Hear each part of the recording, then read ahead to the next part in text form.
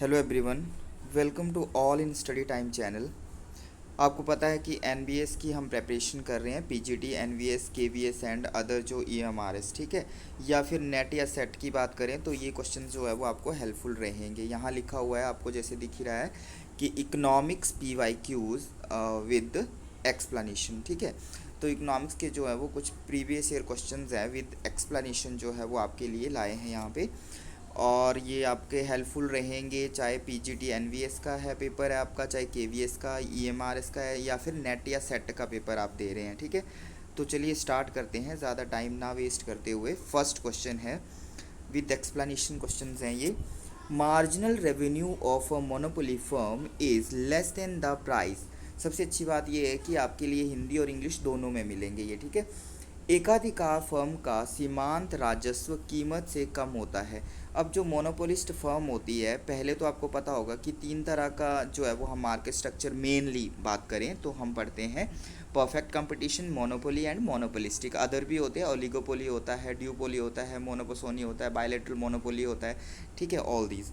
तो इस तरह से होते हैं। तो जनरली हम तीन की अगर बात करें तो उसमें क्या रहता है, एक आपका रहता है परफेक्ट कंपटीशन। तो परफेक्ट कंपटीशन में आपको पता है कि many number of buyer and sellers होते हैं, और यहाँ पर जो प्रोडक्ट होता है वो कैसा होता है, होमोजीनियस प्रोडक्ट होता है। पहले तो हम आंसर देख लेते हैं कि क्या जो है वो उसका आंसर रहेगा। फर्स्ट है, marginal revenue of a monopoly firm is less than the price, कि एकाधिकार फर्म का सीमांत राजस्व जो है वो कीमत से क्या होता है, कम होता है। तो demand curve has a positive slope. क्या डिमांड कर्व जो है वो पॉजिटिव स्लोप होता है? क्या इस तरह से होता है पॉजिटिव स्लोप? नहीं, तो ये नहीं होगा। Demand curve has a negative slope, ये होता है, ठीक है। और मोनोपोलिस्ट इनकर लॉसेस, मोनोपोलिस्ट जो है वो आपका एकाधिकारी को घाटा होता है। ये जो है वो आपका लॉन्ग रन की बात करें तो सुपर नॉर्मल प्रॉफिट उसको अर्न होते हैं। मोनोपोलिस्ट इज इन इक्विलिब्रियम, ये भी नहीं होगा, ठीक है। तो यहाँ पर आंसर क्या होगा आपका? बी आंसर होगा कि demand curve has a negative slope. ये आपका A R and M R. तो यार जो है वो आपका डिमांड कर्व भी होता है मोनोपोली का। तो एम आर, तो ये क्या कैसा है आपका? मोनोपोलिस्ट फर्म का marginal revenue of a monopoly firm is less than the price, price से क्या होता है, कम होता है, ठीक है। ये आपका P, A R is equal to क्या होता है, A R is equal to P होता है, ठीक है। तो ये जो है वो आपका मोनोपोली,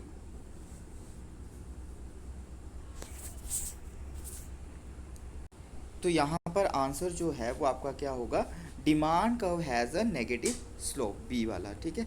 तो ये इस तरह से जो मैंने बात बताया आपको, ए आर और ये आपका प्राइस एंड आपका डिमांड कर्व भी होता है, और this is the M R, ठीक है। तो ये कैसा है आपका, demand curve has a negative slope. Next question.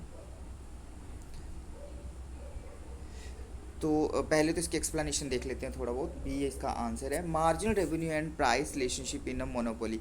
Monopoly का मार्जिनल रेवेन्यू और प्राइस रिलेशनशिप की बात करें तो इन मोनोपोली में क्या होता है कि फर्म जो है वो एक ही फर्म होती है, सिंगल फर्म, सिंगल सेलर होता है, मतलब फर्म तो मतलब एक सिंगल है, the firm is the sole, ठीक है। सेलर एक ही सेलर होती है, मतलब single seller of the product. Perfect competition में क्या बताया मैंने, many number of buyer and sellers producing a homogeneous product. And जो आपका मोनोपोली होता है, single seller of the product, ठीक है। और जो आपका मोनोपोलिस्टिक होता है, many number of buyer and sellers होते हैं उसमें भी, बट प्रोडक्ट कैसा होता है, डिफ्रेंशिएटेड होता है। तो market and faces, entire market को जो है ये फेस करता है सिंगल फर्म, ठीक है। और परफेक्ट कंपटीशन में अब ये बता दिया कि क्या किस तरह से रहता है, ठीक है। परफेक्ट कंपटीशन के डिमांड कर्व की भी हम बात करेंगे। इस तरह का डिमांड कर्व होता है परफेक्ट कंपटीशन में, जिसमें क्या रहता है, A R is equal to M R होता है, इक्वल टू डिमांड होता है, इक्वल टू प्राइस होता है, जो कि आपका परफेक्ट कंपटीशन में। और मोनोपोलिस्टिक की बात करें तो यहाँ पर मोनोपोली की तरह ही होता है ये ए आर और एम आर, बट ये यहाँ पर क्या होता है, मोर इलास्टिक, क्या होता है, मोर इलास्टिक, ठीक है। Demand curve, demand curve monopolist की बात करें, the demand curve is typically downward sloping होता है। This means that the price of the good decrease. क्यों होता है, मतलब कि प्राइस जो है वो गुड का डिक्रीज हो रहा है, तो क्वांटिटी डिमांडेड जो है वो क्या होगी, इंक्रीज होती है, and vice versa. Marginal revenue की बात करें तो ये जो है वो आपका लेस देन जो है वो इसके मतलब ए आर के बाद यहाँ पर आएगा ये, ठीक है। Marginal revenue is the additional revenue होता है the firms earns from selling one more unit of the good.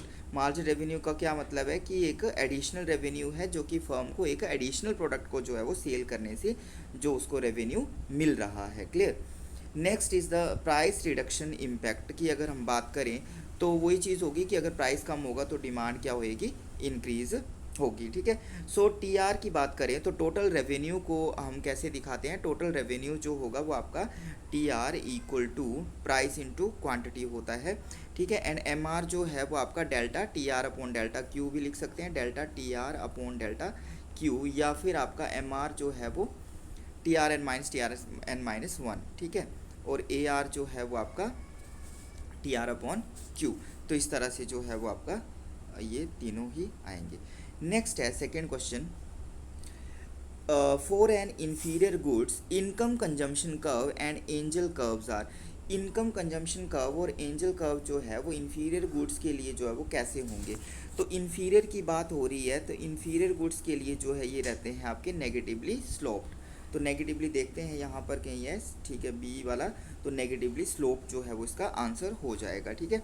इसकी एक्सप्लेनेशन देखते हैं कि इन्फीरियर गुड्स के लिए जो आपका एंजल कर्व और जो आपका इनकम कंजम्पशन कर्व है वो क्यों होते हैं इन्फीरियर गुड्स की बात करें तो सबसे पहले तो ये पता होना चाहिए कि इन्फीरियर गुड्स कौन सी होती है, जिनकी डिमांड डिक्रीज होती है कंज्यूमर की इनकम, मतलब कि इनकम के बढ़ने पर डिमांड डिक्रीज होती है एंड कंज्यूमर जो है वो सुपीरियर गुड्स की तरफ जो है वो क्या हो जाता है, शिफ्ट हो जाता है। ठीक है। When people have income increase then वो क्या करते हैं, बाय इन्फीरियर गुड्स की जगह वो क्या हाई क्वालिटी गुड्स को जो है वो खरीदना स्टार्ट कर देते हैं। ठीक है।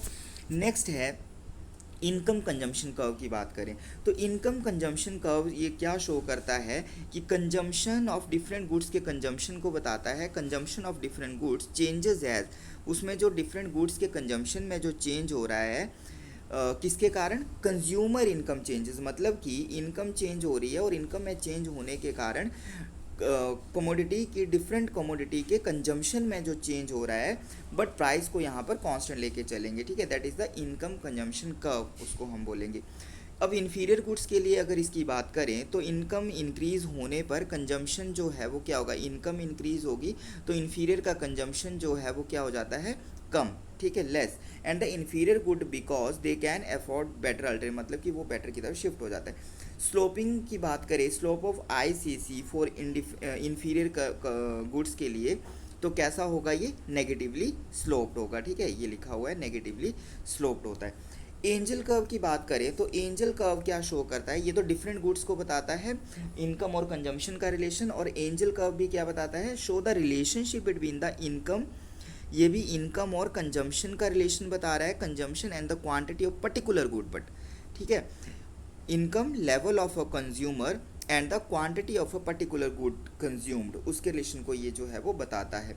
तो इसमें भी क्या होगा, इन्फीरियर गुड्स का इनकम के इंक्रीज होने पर इन्फीरियर गुड्स का कंजम्पशन जो है वो कम हो जाएगा एंड क्वांटिटी डिमांडेड जो है वो उसकी डिक्रीज होगी। स्लोप इसका भी कैसा होगा, दोनों के स्लोप जो है वो क्या होगा, नेगेटिवली स्लोप।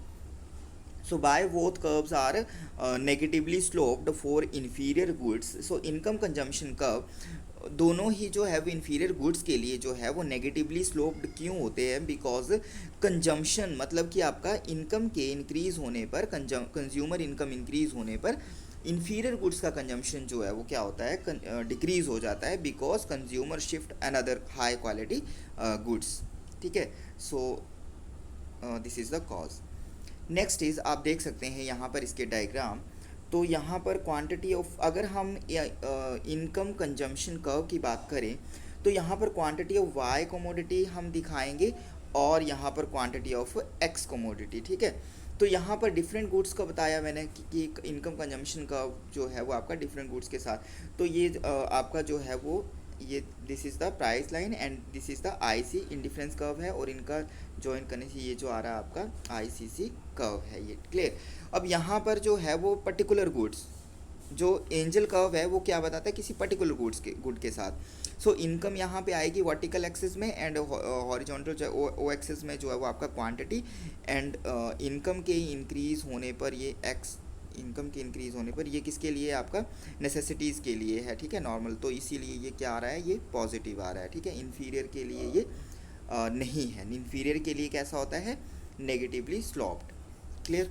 तो यहाँ पर ये लिखा भी है नेसेसिटीज़ के लिए, तो ये आपने ध्यान रखना है, this is for necessities.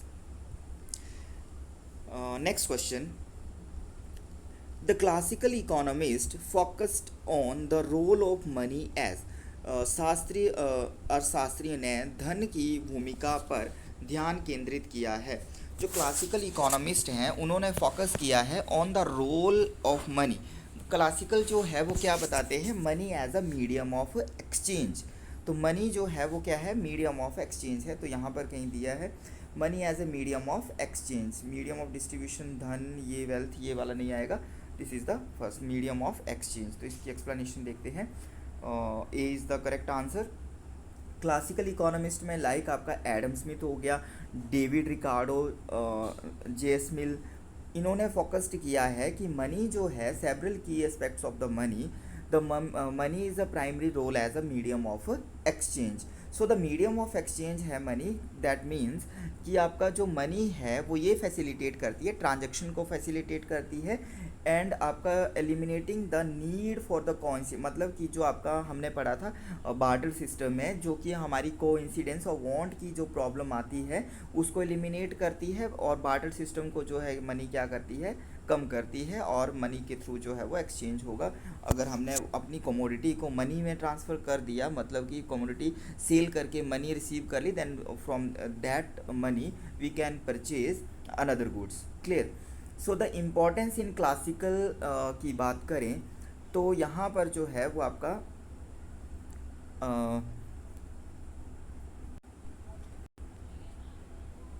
Importance of classical economics, classical economist की बात करें तो इन्होंने मनी को प्राइमरली बताया है कि as a medium of exchange, and साथ में tool to facilitate trade and commerce जो है वो होता है मनी के थ्रू, मीडियम एंड एक्सचेंज बताया है। ठीक है, मनी सिंप्लीफाइज, ट्रांजैक्शन को सिंप्लीफाई करती है, reduce transaction cost, promote the economic activities को प्रमोट करती है। ठीक है, जो भी हमारा मतलब रिमुनेशंस वगैरह होगा, पेमेंट्स वगैरह होंगी, वो भी मनी की फॉर्म में है। तो ये सारा चीज़ बताए। अदर रोल्स ऑफ मनी की बात करें तो मनी का अदर रोल क्या है, स्टोर ऑफ वैल्यू है। Money used as a store of value, कि हम उसको जो है वो स्टोर करके रख सकते हैं। Money also serve as a store of value, allowing individual to save and defer consumption, कि हम जो है वो, अब कमोडिटी की बात करें तो आपको पता है बार्टर सिस्टम में कमोडिटी को हम ज़्यादा स्टोर नहीं कर सकते, बट मनी को जो है वो हम कितना पैसा जो है वो स्टोर करके अपने पास चाहे बैंक अकाउंट में जो है वो रख सकते हैं। ठीक है, यूनिट ऑफ अकाउंट बताया है कि money provides common measure of value, कि गुड्स की वैल्यू जो है वो हमने किस में मेज़र कर दी, मनी में। Standard of deferred payment, one person is working at present and after that he is getting payment in the form of money, तो उसको एक मंथ के बाद जो पेमेंट मिल रही है वो भी मनी की फॉर्म में मिल रही है। So the classical economic theory में जो है वो उन्होंने मीडियम ऑफ एक्सचेंज के बारे में जो है बताया है। नेक्स्ट क्वेश्चन,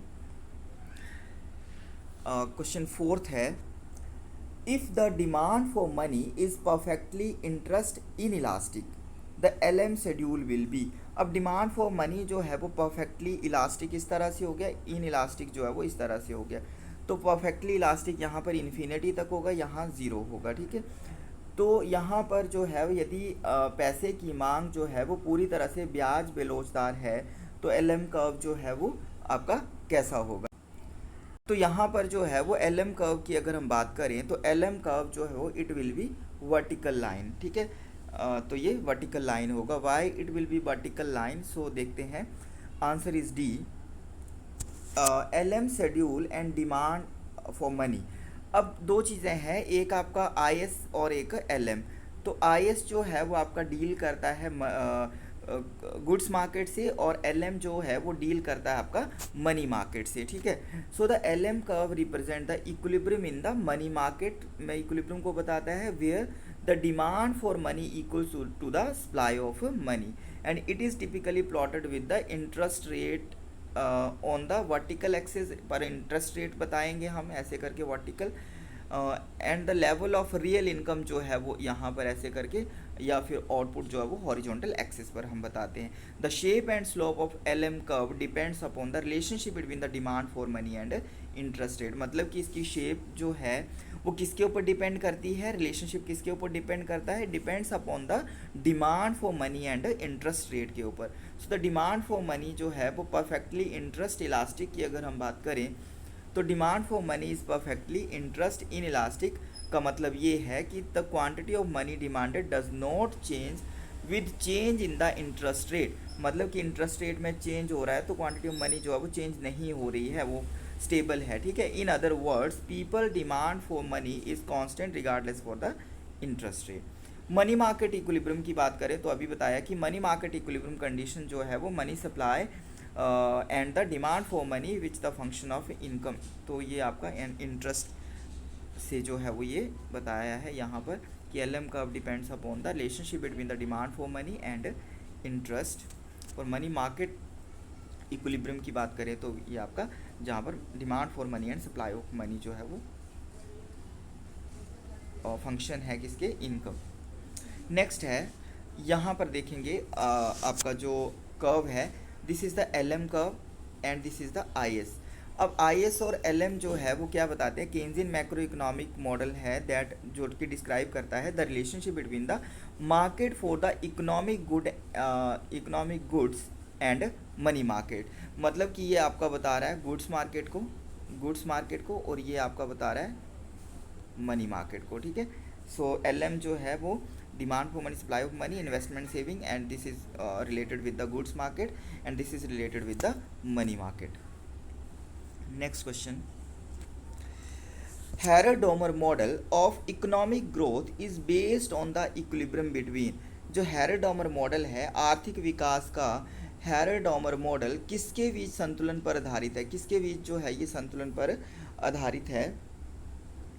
तो हैरर-डोमर मॉडल जो है वो इकोनॉमिक ग्रोथ का वो आपका क्या बताता है, फर्स्ट है आपका income generation and productive capacity creation, equilibrium between the income and consumption, equilibrium between the, इसका सही आंसर होगा आपका first income generation and productive capacity creation.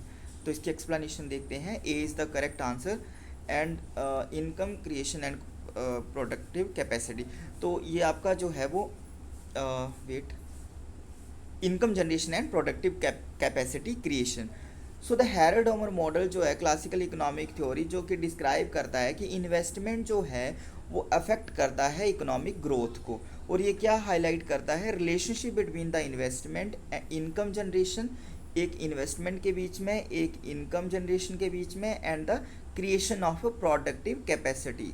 कि इनकम जो है, इन्वेस्टमेंट क्या करेगा, इनकम जनरेट करेगा और इनकम से जो है वो फिर देन फर्दर जो प्रोडक्टिव कैपेसिटी भी जो है वो इन्वेस्टमेंट और इनकम से प्रोडक्टिव कैपेसिटी जो है वो बढ़ेगी, क्रिएशन होगा। So basic concept of the model, the basic concept की बात करें तो इकोनॉमिक ग्रोथ जो है वो डिपेंड करती है आपका लेवल ऑफ इन्वेस्टमेंट के ऊपर, ठीक है, और इकोनॉमी की प्रोडक्टिव कैपेसिटी के ऊपर कि वहाँ की उस इकोनॉमी का जो लेवल ऑफ इन्वेस्टमेंट क्या है और उसकी जो है वो प्रोडक्टिव कैपेसिटी क्या है। So it essentially provides a framework for understanding how investment lead to increase income. तो ये बता रहा है कि कैसे इन्वेस्टमेंट जो है वो इनकम को बढ़ाता है एंड इकोनॉमिक ग्रोथ जो है वो इकोनॉमी में लाता है। की इक्विलिब्रियम इन द मॉडल अगर बात करें तो इनकम जनरेशन, पहला ये बता रहा है कि इन्वेस्टमेंट से क्या होता है, इन्वेस्टमेंट किया जाएगा तो इन्वेस्टमेंट से क्या होगा, इनकम जनरेट होती है, इनकम जनरेट से कैपिटल फॉर्मेशन होता है, प्रोडक्टिव कैपेसिटी जो है वो बढ़ती है। दूसरा बता रहा है प्रोडक्टिव कैपेसिटी, पहला income generation, second one is the productive capacity creation. So investment not only the stimulus immediate economic activities को ही नहीं स्टिमुलेट करता है बल्कि ये क्या करता है, it also enhance the productive capacity in the economy. So the equilibrium relationship की बात करें तो आपका इक्विलिब्रियम हैरर-डोमर मॉडल की बात करें तो ये कब अचीव होगा, when the rate of income generation increase production and consumption and the match rate of productive cap, मतलब कि rate of income generation and rate of productive capacity creation जब ये जो है वो मैच करेंगे तो आपका जो है वो इक्विलिब्रियम होगा and this ensure that economy can sustain in growth. तो इकोनॉमी जो है वो ग्रोथ में सस्टेन रहेगी, मतलब कि इनकम बढ़ेगी, प्रोडक्टिव कैपेसिटी बढ़ेगी और इकोनॉमी की क्या होगी, ग्रोथ होगी। आगे कुछ बात करें हैरर-डोमर मॉडल में हमारा तीन तरह की ग्रोथ रेट की यहाँ पर बात होती है, natural growth rate, warranted growth rate and actual growth rate. Natural क्या है, द पोटेंशियल और लॉन्ग टर्म सस्टेन्ड ग्रोथ है ये, जो कि economy based on the factors like population growth and the technological progress. Warranted growth की बात करें, growth rate required to maintain full employment and economic stability से रिलेटेड and investment meets the needs of the productive capacity. And actual की बात करें तो the observed rate of growth of an economy over time reflecting real economic performance को reflect करती है। जब इसका कंसेप्ट करेंगे तो हम इसको जो है वो हेरोडोमर मॉडल को एक बार अच्छे से जो है वो डिटेल से पढ़ेंगे। बट 3 तरह की ग्रोथ आपने याद रखनी है, natural, warranted and actual growth rate जो है वो यहाँ पर आती है। Next question, next is fourth, this one fifth हो गया हमारा। नेक्स्ट है नेक्स्ट 6 क्वेश्चन हम अगली क्लास में करेंगे, नहीं तो क्लास जो है वो थोड़ा ज़्यादा हो जाएगी। सो आगे के जो है वो क्वेश्चन हम विद एक्सप्लेनेशन जो है वो अगली वाली क्लास में जो है वो डिस्कस करेंगे, ठीक है। सो इसी तरह से जो है वो आपको क्वेश्चन जो है हर रोज़ मिलते रहेंगे। These question will also will helpful for your PGT economics हो गया, केवीएस हो गया, ईएमआरएस हो गया, एंड आपका also for net and set. इसके लिए भी जो है ये आपके हेल्पफुल रहेंगे। तो ये सारे प्रीवियस ईयर क्वेश्चंस हैं, कहीं ना कहीं जो है कि नेट में या फिर आपके केवीएस में, एनवीएस में, मतलब यहाँ पर ये पूछे गए हैं। लेवल थोड़ा सा यहाँ पे हाई रहेगा। अगर हम लेवल हाई नेट और सेट लेवल तक का करेंगे तो हमारा ये 3 चीज़ें जो है वो ईजिली प्रिपेयर्ड हो जाएंगी। आई होप आपको क्लास अच्छी लगी होगी तो आप लाइक कर दीजिएगा, और जो भी चैनल पे नए हैं वो चैनल को सब्सक्राइब कर लेंगे। Thank you, thanks for watching.